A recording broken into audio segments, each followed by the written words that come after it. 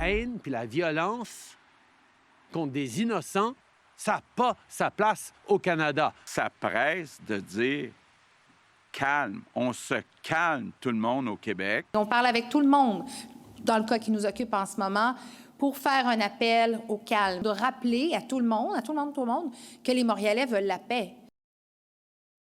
Tous ces élus qui lancent un appel au calme en raison des nombreuses manifestations de haine observées à Montréal depuis le début du conflit au Proche-Orient. Mais qu'est-ce que c'est au juste ce dont on parle, c'est-à-dire cette incitation à la haine? Alors, on joint Louis-Philippe Lampron, il est professeur de droit à l'Université Laval. Bonjour, Louis-Philippe.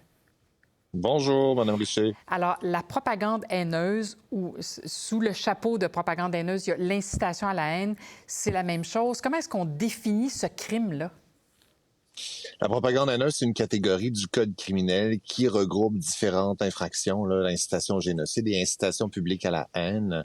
Donc, effectivement, la haine, juridiquement parlant, c'est une catégorie là, qui vise des formes d'expression qui visent un groupe qu'on peut identifier sur la base d'une catégorie protégée par le droit à l'égalité. Alors, la race, l'orientation sexuelle, l'origine ethnique, etc. Et donc, dans un contexte comme celui-là, la Cour suprême a placé la barre très, très haute pour qu'on soit capable d'entrer dans la zone des propos haineux à l'égard des membres d'un groupe qui est identifiable là, en vertu d'une catégorie protégée par le droit à l'égalité. La Cour, dans Watcott, vient dire que des propos qui portent atteinte à la dignité des membres d'un groupe, ce n'est pas suffisant. Il faut presque qu'on soit là, dans une incitation qui fait craindre les membres de ce groupe-là de subir des voies de fait ou encore un appel à la violence, un appel au meurtre, par exemple. Donc ça, ce sont des propos qui vont tomber dans la zone de ce qui est considéré comme l'incitation publique à la haine. Dans les tableaux que le SPVM nous a transmis, il y avait incident et crime haineux. Je suppose que c'est pas la même chose, un incident. Insulter quelqu'un, c'est peut-être pas glorieux, là, mais c'est pas un crime.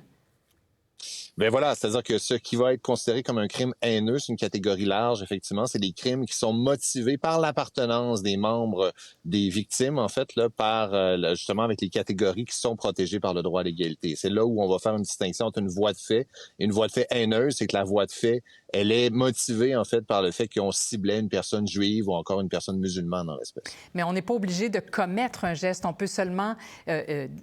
je sais pas, prononcer des paroles, ça peut être juste ça, l'incitation à la haine, là, si j'ai bien compris.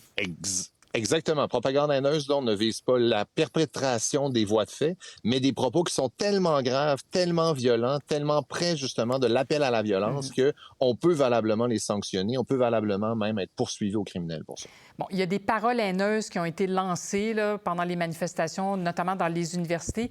Est-ce qu'on peut invoquer la liberté d'expression pour échapper à une accusation et dire « je ne faisais que m'exprimer » ? Non. C'est la limite à la liberté d'expression et c'est la même chose pour la liberté de religion. Hein. Dès qu'on tend, et c'est l'objectif des droits et libertés de la personne, hein, c'est le vivre ensemble, mais le vivre ensemble pacifique. Et la Cour suprême, elle a été très, très claire dans plusieurs arrêts. J'ai parlé de Watcott tout à l'heure, mais Kawaja, c'est la même chose. Là, on ne peut pas se servir d'une liberté fondamentale et s'en servir d'une telle manière que l'utilisation de notre liberté fondamentale, c'est de nature à faire craindre pour la sécurité physique d'une autre personne. Et c'est vraiment la limite là, qui est acceptée pour la liberté de religion comme pour la liberté d'expression. On croit à tort, et ça circule beaucoup, que si les propos sont fondés sur une croyance religieuse, ils sont acceptables et qu'on ne peut pas accuser personne. Là. Bon, là, évidemment, on a tous le discours d'Adil Sharkawi en tête, mais c'est plus compliqué que ça. Expliquez-nous en quoi il y a une distinction, là.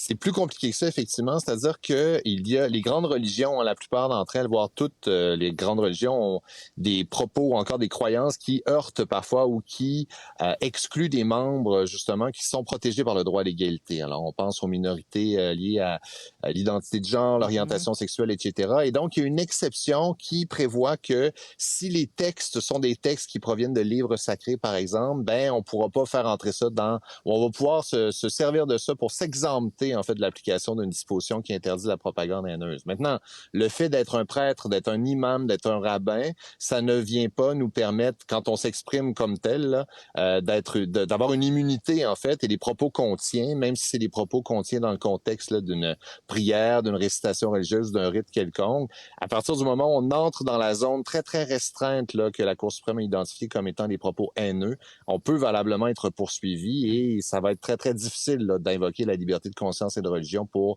s'exempter de l'application de ces dispositions-là. Je veux vous entendre sur un tout autre sujet puisque je vous ai aujourd'hui.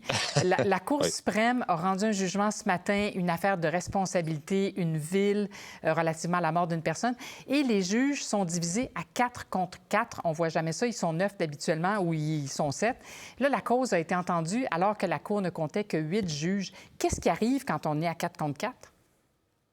Bien, je ne suis pas un spécialiste de la procédure de la Cour suprême, mais manifestement, la Cour suprême est un tribunal d'appel. Et dans un contexte comme celui-là, pour renverser la décision qui a été rendue en première instance, il faut convaincre une majorité de juges du tribunal d'appel, ce qui n'est pas possible quand on est à une Cour et qu'il y a une égalité de juges. Donc là, on dit que la Cour est également partagée.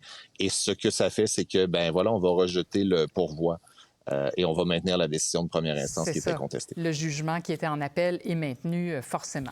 Tout à fait. Bon, bien, heureusement, on en sort de cette situation de 8 juges à la Cour suprême et on voit bien ce que ça donne que d'en avoir un, qu'il en manque un. Là, voilà, c'est ça. Oui, voilà.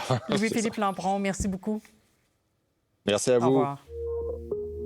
Pour voir nos émissions en entier, rendez-vous sur la chaîne Ici RDI.